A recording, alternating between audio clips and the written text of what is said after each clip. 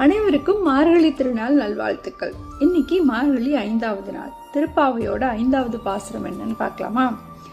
மாயோனை மண்ணு வடமதுரை மைந்தனை, தூய பெருநீர் யமுனை துறைவனை, ஆயர் குளத்தில் தோன்றும் அணி விளக்கை, தாயை குடல் விளக்கம் செய்த தாமோதரனை, தூயோமாய் வந்து நாம் தூமலர் தூவி தொழுது வாயினால் பாடி மனதினால் சிந்திக்க, போய பழையும் புகுதருவான் நின்றனவும் தீயினால் தூசாகும் செப்பேலோர் எம்பாவாய்.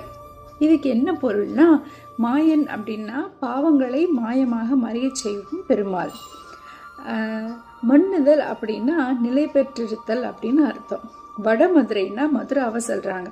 வடமதுரையில் பிறந்த நம் பெருமாள், ஆயர் குலத்துக்கே பெருமை சேர்த்த பெருமாள்.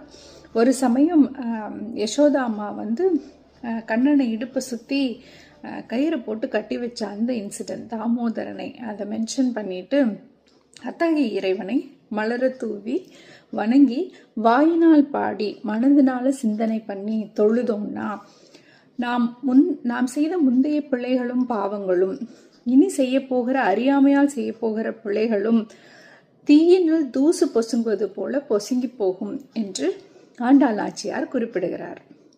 ஓம் நமோ நாராயணாய். நன்றி.